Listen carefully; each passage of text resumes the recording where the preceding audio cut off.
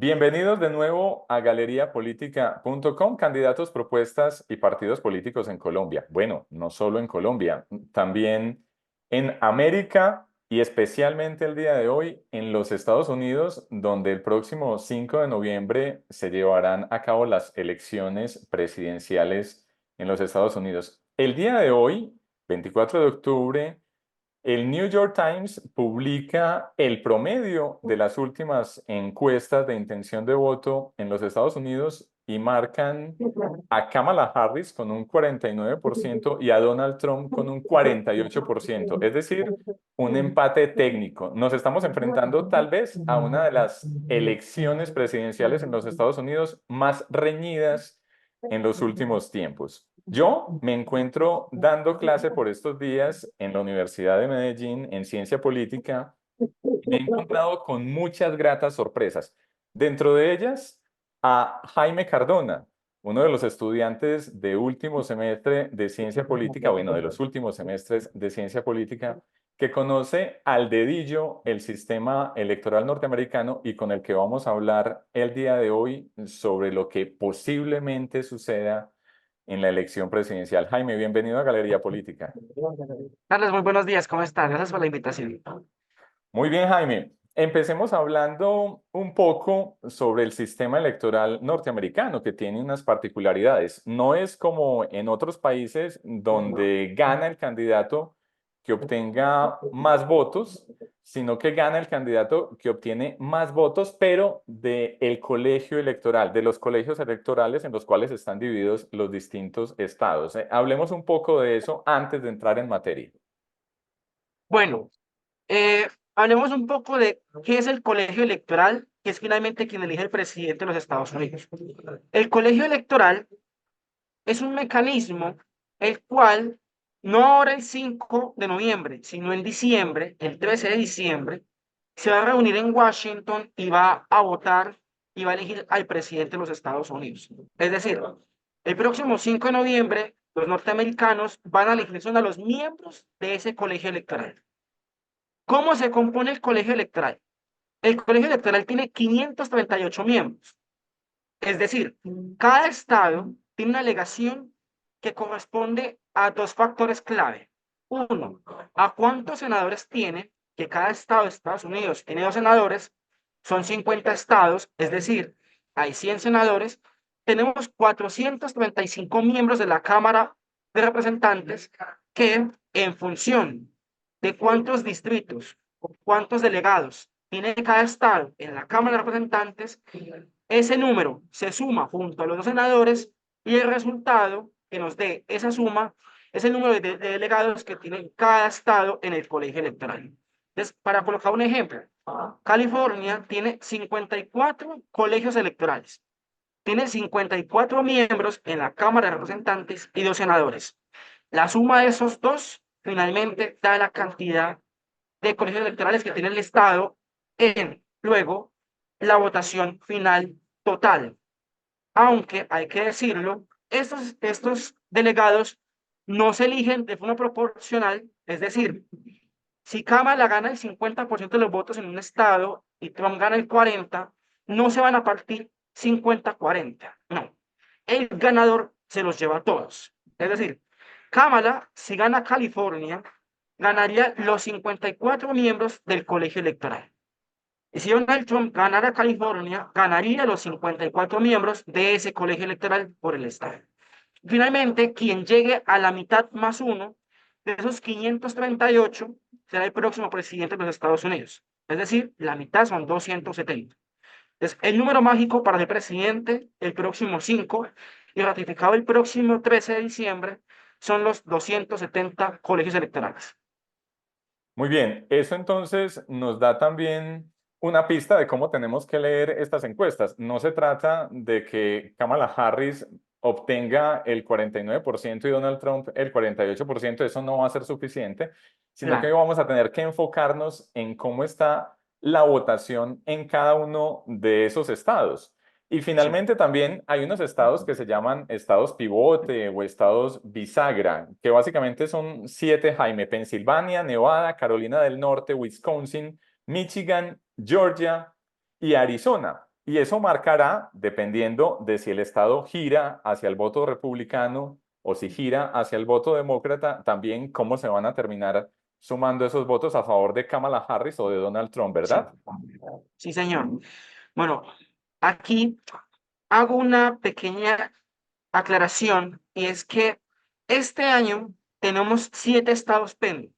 Bueno, 7 estados péndulo reconocidos por los medios de comunicación y las diferentes encuestadoras que se encargan de proyectar hacia dónde va a girar el voto de cada estado en el proceso electoral.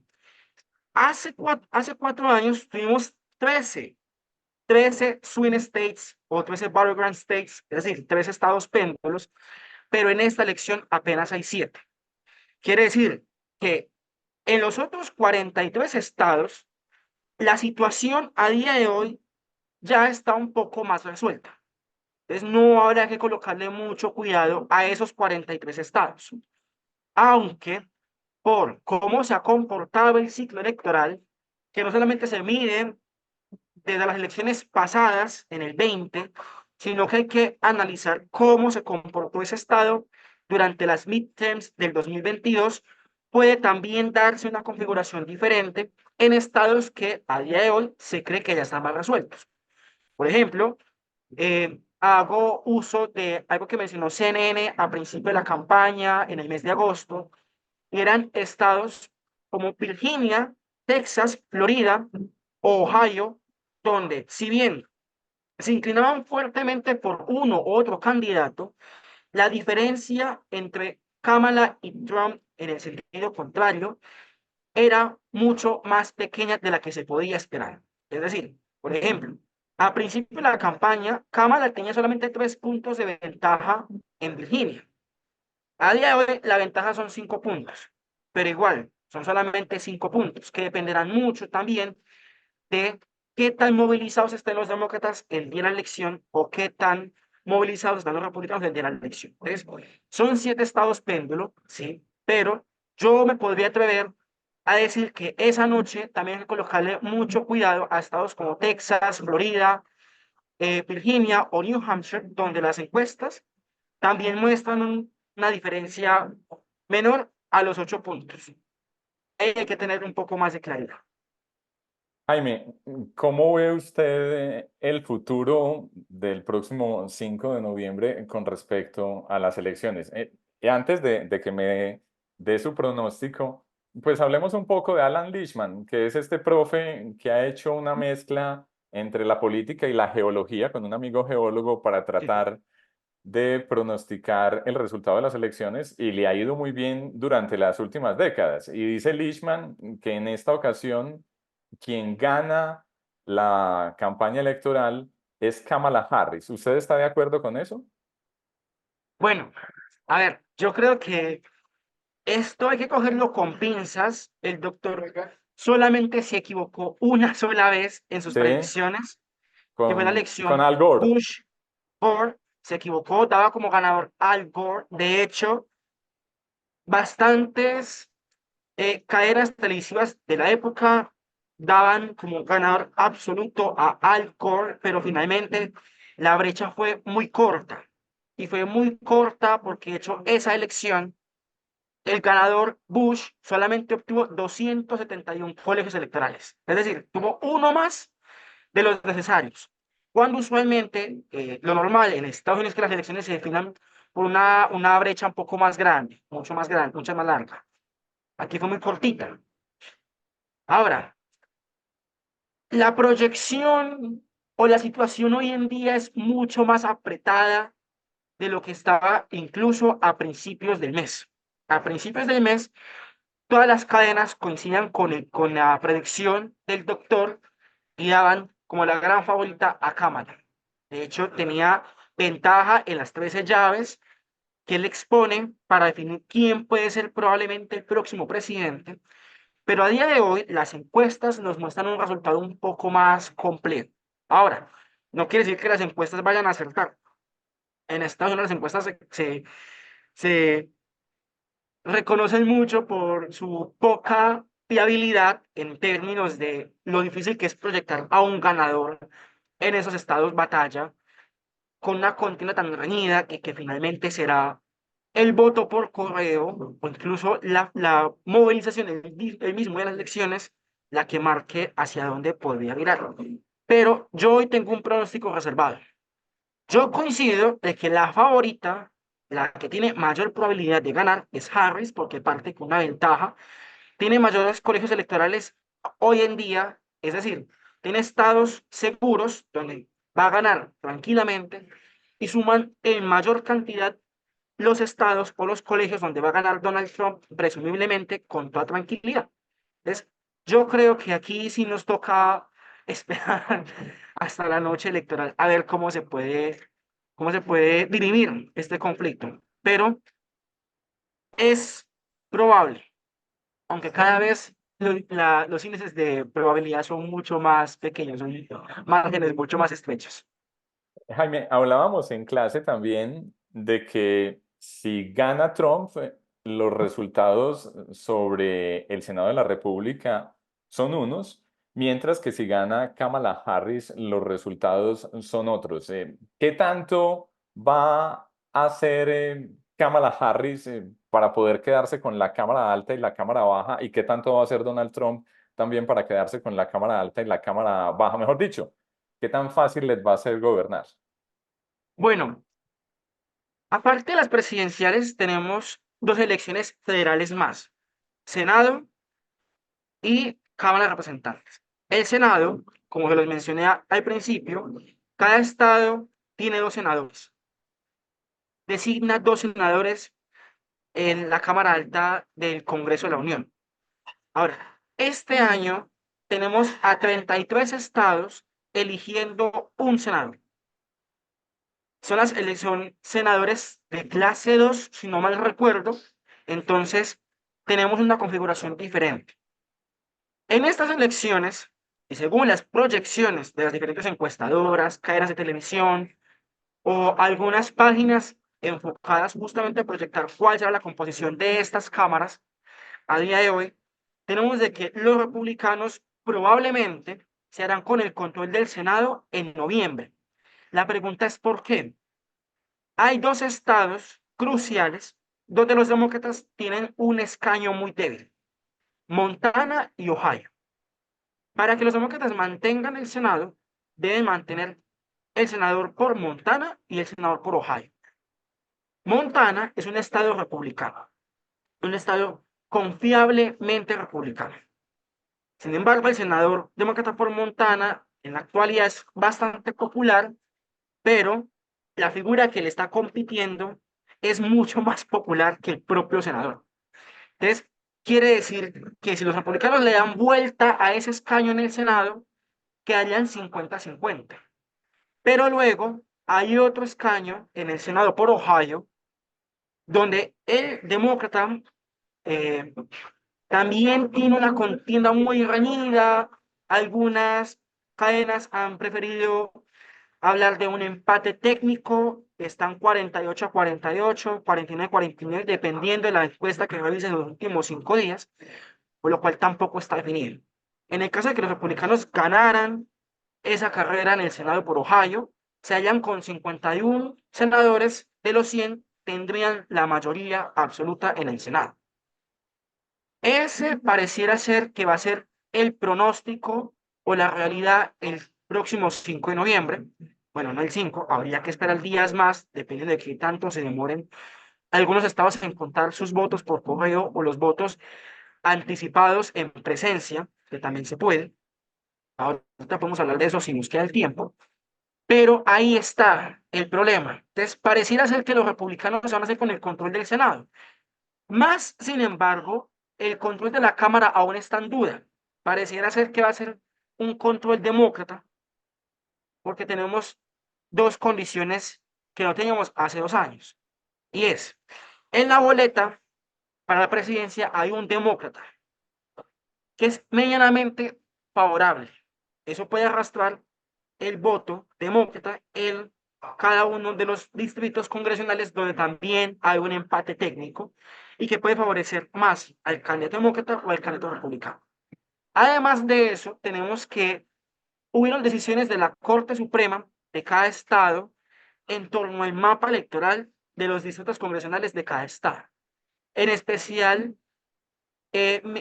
Luisiana y el estado de Alabama tuvieron que volver a dibujar sus distritos electorales porque se llevó a cabo un proceso de gerrymandering, que es cuando el partido que controla el Congreso estatal o el gobierno estatal modifica los resultados o los distritos para poder obtener mayor ventaja a la hora de la votación.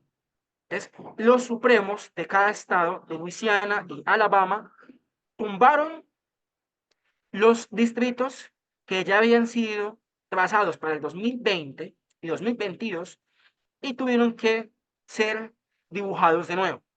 Entonces, tendremos por lo menos un congresista más demócrata por el estado de Luisiana, que solamente tienen uno. Se espera que tengan dos, porque ganarían este nuevo otro distrito, que es de una mayoría negra. Ahora Luisiana tiene dos distritos de mayoría negra, entonces habría posibilidades de que haya un escaño más, igual que en Alabama, habrá otro distrito nuevo de mayoría negra, lo cual favorece a los demócratas, entonces empezando por ahí. Y luego tenemos California, donde hace 2 años los republicanos tuvieron un avance significativo, pero en distritos que son de inclinación más demócrata. Si la movilización del electorado demócrata se consolida en noviembre, ahora el 5 de noviembre, podrían darle vuelta a esos escaños en la Cámara de Representantes y tendríamos una mayoría ligeramente demócrata. Es decir, ninguna proyección da una mayoría holgada para los demócratas, pero una mayoría simple, una mayoría un poco más corta, más acotada. Hay que tener 218 escaños para poder tener el control de la Cámara. Según parecen las encuestas, los demócratas pueden tener 224. Es decir, están mucho más cerca de los 18 que más lejos de ese umbral. Entonces, entre más lejos estén, mejor, pero entre más cerca estén, más complicada va a ser la gobernabilidad en esa Cámara. Entonces, Kamala tiene que batallar, en caso de resultar ser electa presidenta, con un Senado republicano y una Cámara posiblemente demócrata, aunque no muy amplia, para poder gobernar, y eso puede, digamos, a ella entorpecerle muchas iniciativas que deben pasar por el Senado y donde el Senado republicano con un veto grande se los puede tumbar. En el caso de Trump, las encuestas son un poco más complejas. Aseguran que en el caso de que si Donald Trump es electo presidente, sería electo con una trifecta de gobierno, es decir, tendría Senado y tendría Cámara. Entonces, si él es electo presidente, quiere decir que el voto demócrata no se movilizó, hubo una abstención significativa, algunos distritos demócratas en manos de republicanos se mantienen republicanos y los republicanos mantendrían la Cámara Baja por un estrecho margen. Entonces, él sí tendría mejores probabilidades de sacar adelante una agenda, tanto en Cámara como en Senado. Y la Cámara en Estados Unidos es muy importante porque es quien aprueba el presupuesto federal y es quien aprueba la plata para que cada entidad gubernamental se pueda mantener en el periodo del año fiscal concurrente. Jaime, ¿qué tanto pesa el voto latino en estas elecciones presidenciales 2024 en Estados Unidos? Pesa mucho más de lo que la gente esperaría. En Estados Unidos hay por lo menos 35 millones de latinoamericanos que pueden votar. O sea, que tienen o están inscritos en sus respectivos estados o condados para poder votar. Pesa mucho y pesa más para Kamala que para Trump. Sin embargo, Trump ha venido recortando la distancia en ese voto latino que era casi siempre fuertemente demócrata y ahora pues ha venido reduciendo la brecha, la distancia que tenían los republicanos y demócratas en el voto latino, en especial en estados claves, en estados donde hay mucho peso electoral, Florida, como son Texas, e incluso en estados como California, donde incluso la propia Cámara, en su estado natal, que es California, que es su estado de residencia, a día de hoy tiene menos aprobación entre los latinos que la que tuvo Joe Biden hace 4 años. Entonces, es un problema para Kamala si deja escapar mucho voto latino que finalmente terminaría decidiendo la elección hacia Donald Trump, aunque por un margen muy ajustado. Entonces, las campañas a día de hoy están concentradas en poder llamar, en poder invocar a ese voto latino hacia ellos para poder tener una esperanza de ganar, no por mucho, pero inclinar la balanza hacia el lado republicano. Finalmente, las propias encuestadoras, las empresas encargadas de la vigilancia o la cobertura mediática de las elecciones dan a entender de que Kamala va a ganar el voto latino, lo va a ganar por mucho, pero menos distancia a la que ya hace 4 años Joe Biden lo había ganado. Entonces, hoy, la última encuesta de CNN reflejaba un 60-40, cuando hace 4 años fue un 65-30. Es decir, Trump está haciendo bien la tarea y está logrando llegar a un votante latino conservador, que es el votante tradicional cubano, puertorriqueño, colombiano, venezolano, que se encuentra en la Florida, en la parte baja de la frontera con México, en California, algún votante en Arizona, también votantes en Texas que le pueden dar una mejor ventaja a Trump en los estados del sur del país. Jaime, para ir finalizando y agradeciéndole mucho por su tiempo, y a propósito de Latinoamérica, ¿cambia significativamente la realidad para Latinoamérica si queda Kamala Harris o si queda Donald Trump? Bueno, de entrada, pareciera ser que más por la opinión propia de cada gobierno, de cada estado de la región, hay una preferencia más marcada hacia uno u otro candidato. En nuestro caso, eh, seguramente el presidente Gustavo Petro estaría encantado si en la Casa Blanca los demócratas retienen el poder frente a cómo sería un gobierno republicano, una relación con Colombia con un gobierno progresista. Y por ejemplo, en el caso de Argentina, sería mucho más favorable para Argentina tener un gobierno republicano que un gobierno demócrata teniendo a Milei como presidente. Entonces, varía mucho dependiendo de cada país de la región. Pareciera ser que en caso de una victoria republicana, habría una relación un poco más distante por temas migratorios, más que por otra cosa. Y en caso de una victoria demócrata, pues también el tema migratorio impactaría. Sin embargo, se espera que una administración de Harris y Walz pues permitan una mayor armonía con gran parte de los gobiernos de la región, que son gobiernos de izquierda, son gobiernos progresistas que incluso se han sentido ya de por sí abandonados por la actual administración Biden en curso hacia la región. Creo que tienen otra mirada. Creo que Europa es más importante ahora para Estados Unidos que Latinoamérica, pero finalmente pues la relación variará mucho dependiendo de la situación de cada estado de la región. Y en el caso de Europa, pues verbigracia Claro, el conflicto de Ucrania y Rusia, y bueno, y Oriente Medio, Israel y claro, son Hamas, cosas que afectan también, mucho la también van a economía. afectarse dependiendo de si gana Kamala Harris o si gana Donald Trump. Sí, de hecho, voy a recoger palabras del propio Trump al principio de la pre-campaña, al principio de las primarias, a comienzos de este año, y era que si él llegaba a la Casa Blanca, la guerra en Gaza se acababa. Si él llegaba a la Casa Blanca en enero, la invasión de Rusia en Ucrania se iba a acabar. Ahora, Kamala es más favorable seguir enviando armas a Ucrania, lo que quiere decir que el conflicto se puede alargar un poco más. También ha manifestado que en Gaza, si bien hay que detener los problemas humanitarios que hoy ocurren en el territorio, es medianamente favorable a la situación en que Israel se defiende de Hamas y de Hezbollah ahora en el Líbano, que también han entrado en la ecuación. Entonces, finalmente, para estos gobiernos es más favorable una victoria republicana porque parecería que habría una imposición desde Washington para detener el conflicto en Ucrania y en Gaza, mientras que los demócratas podrían darle un poco más de larga a la situación hasta que haya una victoria militar en el territorio.